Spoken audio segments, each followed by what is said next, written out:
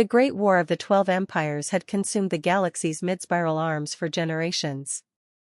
Dozens of species, some forged of living metal, others bred in the acidic seas of methane worlds, fought in a conflict so vast no star system remained untouched. The battles were measured not in ships destroyed, but in the percentage of entire planetary crusts vaporized. In the decades since the conflict began, no one had spoken the name of Earth. Humanity was considered an anomaly, a species too young, too provincial to matter. The elders of the Corvan conclave dismissed them as the quiet mammals on the blue sphere, a curiosity rather than a force. That assumption died in the 3rd century of the war. It began with the fall of Jorantha's Divide, a planetary bastion at the edge of the Seldarine expanse. The Seldarine had spent millennia fortifying the system, constructing a defensive ring of moon-sized citadels armed with gamma-lance batteries and stellar disruption mines. It was believed no invading force could ever breach their line. That belief was so widespread that the other empires had stopped trying. Then the Vos Kharid swarm arrived. The swarm did not so much invade as consume. Their fleets of bioengineered leviathans poured across Jorantha's Divide, tearing fortresses to pieces in living waves. Billions perished in the first day.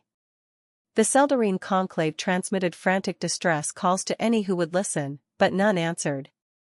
The galaxy's other empires were too busy with their own conquests. Except Earth. In the Unified Assembly's war chamber, buried a kilometer beneath the Himalayan plateau, Fleet Marshal Tessa Duclair reviewed the reports with a stillness that unsettled her staff. Her advisors argued in whispers, Earth had remained neutral for centuries. Humanity's territory had been respected because they refused to interfere. Ma'am, her intelligence chief said, voice taut, if we intervene, we risk provoking every empire involved. Fleet Marshal Duclair's gaze never left the holographic display, a world drowning in flame, its atmosphere boiling away as the swarm fed. Then we intervene, she said. One by one, the assembly's lights turned green. Humanity had voted. No warning was given. No proclamations were issued. In the darkness beyond the Seldarine expanse, an impossible distortion spread across the void, like a tear in the fabric of space itself. The Seldarine sensor arrays, even in their dying moments, captured the event, a human fleet emerging from extra-dimensional transit, so sudden and so immense that local gravity wells fluctuated for hours afterward. The flagship, HSS Invictus Rising, was larger than any vessel the Seldarine had ever catalogued. It was shaped like a spearhead plated in shifting fields of liquid silver, ringed by a lattice of gravitic manipulators. Around it, escorts moved with synchronous precision, their hulls matte black and unmarked by insignia. The Vos Kharid swarm did not recognize the newcomers as a threat. They directed thousands of biomechanical dreadforms to intercept. Chitinous hulls unfolded like nightmare blossoms, disgorging streams of acidic projectiles. Then the Invictus Rising fired. To distant observers, it appeared as if a star ignited in the darkness, white brilliance that outshone every burning fortress. A single beam of coherent energy, compressed beyond any known wavelength, struck the swarm's main hive ship. In less than a second, it disappeared, converted to a cloud of ionized plasma and fading echoes. For the first time since the war's beginning, the swarm recoiled. Across the galaxy, every military network lit up with urgent broadcasts.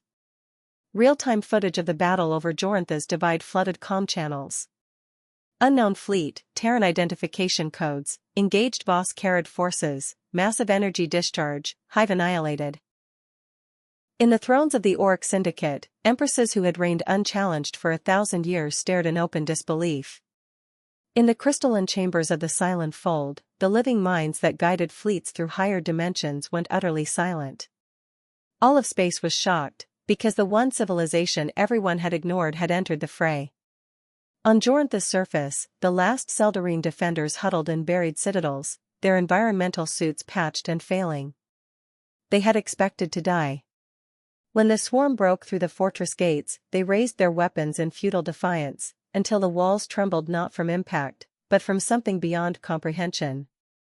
A column of blinding blue light lanced down from orbit, vaporizing the attackers in a perfectly cylindrical shaft that never touched the citadel itself.